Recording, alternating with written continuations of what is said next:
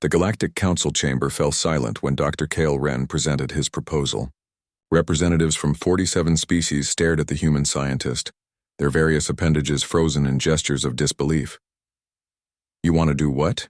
hissed Ambassador Thexler, her scaled throat pulsing with agitation.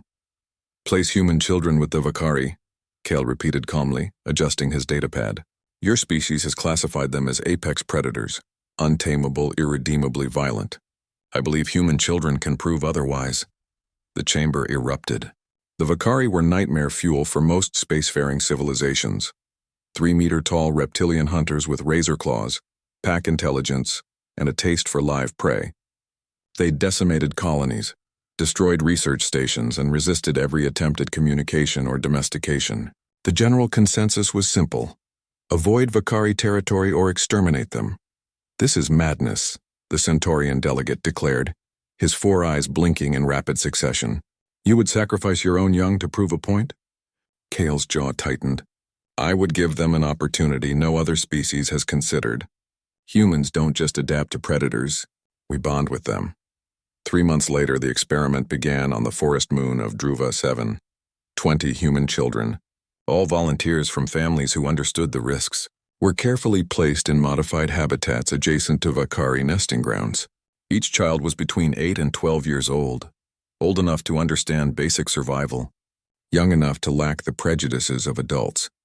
The Galactic Council monitored from orbit, certain they would be evacuating traumatized children within days. They were wrong. Mira was 10 years old when she first saw a Vakari up close. The massive creature emerged from the undergrowth, its golden eyes fixed on her small form. She'd been taught not to run. Running triggered prey drive in almost every predator species. Instead, she sat down, made herself small, and began humming a tune her mother had taught her. The Vakari tilted its head, confused. Its nostrils flared, sampling her scent. No fear pheromones, no aggression, just curiosity. Mira slowly extended her hand, palm up, offering nothing but presence. The Vakari's tongue flicked out, tasting the air around her fingers. Then it did something that shocked the observers in orbit. It lowered its massive head and exhaled warm breath across her palm. "Incredible," Kyle whispered from the observation ship. "She's making first contact." Over the following weeks, the pattern repeated across all 20 sites. Human children, lacking the Council species' instinctive terror of the Vakari, approached them not as monsters but as fellow beings. They learned to read body language, to recognize the difference between a threat display and simple communication. They brought gifts, shiny objects, woven grass, strange foods from their supply packs. The Vakari, in turn, became fascinated by these tiny, soft creatures who refused to fear them. Mira's bond with her Vakari, she'd named him Shrike after an earthbird, deepened daily. She learned that the clicking sounds he made indicated contentment, while the low rumble meant he was hunting nearby. Shrike, for his part, began bringing her offerings, choice cuts of prey, interesting stones, even fragments of ancient technology from deeper in the forest. "They're not just coexisting," Dr. Kale reported to the Council. "They're forming familial bonds. The Vakari are treating the children like pack members." "Impossible," Thexler insisted. "The Vakari have no concept of—" Her words died as the live feed showed Mira climbing onto Shrike's back, tiny hands gripping his dorsal ridge as he carried her toward a stream. The massive predator moved with exaggerated care, adjusting his gait to keep the small human secure. By month 6, the transformation was undeniable. Human children ran freely through Vakari territories, protected by creatures that had once been considered mindless killers. They learned to hunt alongside their adopted packs, though their human limitations meant they contributed more through tool use and planning than physical prowess. The Vakari, exposed to human creativity and social complexity, began to change too. They started using simple tools, rocks to crack shells, sticks to probe into crevices. They developed more sophisticated communication, incorporating sounds that mimicked human speech patterns. "This is the human difference," Kale explained during his final presentation to the Council. "We're not the strongest, fastest, or most intelligent species individually, but we possess an almost pathological drive to form bonds across species barriers. We domesticated wolves into dogs, befriended horses, partnered with birds of prey. We see potential companions where others see only threats. But at what cost? A delegate challenged. These children have been living as primitives.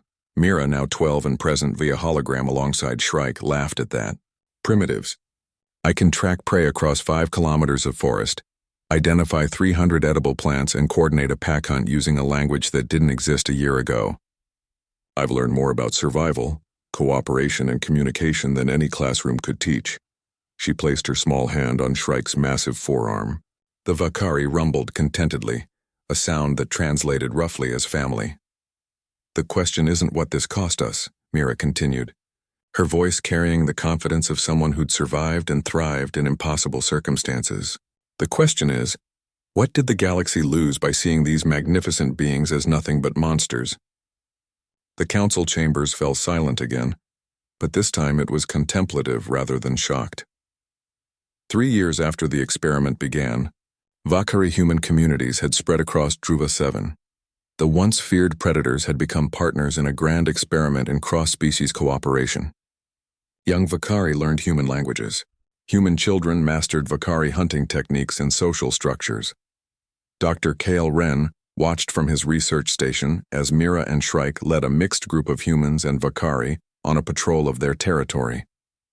The young woman moved with the fluid confidence of someone equally comfortable in 2 worlds, while the massive predator demonstrated a gentleness that would have seemed impossible years earlier.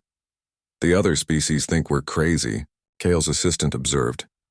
They probably thought we were crazy for befriending wolves too, Kale replied with a slight smile. But humans have always had this gift or curse depending on your perspective. We look at something wild and dangerous and think, what if we could be friends? And usually we're right. On Duva 7's forest floor, Mira laughed as 3 young Vakari cubs tumbled around her, their playfighting carefully moderated to avoid harming their soft human packmate. Shrike watched over them all, a guardian who'd learned that family wasn't defined by species, but by bonds forged through trust, courage, and an open heart. The Galactic Council had asked, who would be insane enough to drop their cubs in predator nests? Humanity's answer echoed across the stars, we would. And we'd do it again, because we understand something fundamental that the galaxy is only beginning to learn. The line between predator and protector, between monster and companion, is thinner than most species imagine. Sometimes all it takes to cross that line is a small human hand extended in friendship, and the courage to see potential where others see only fear.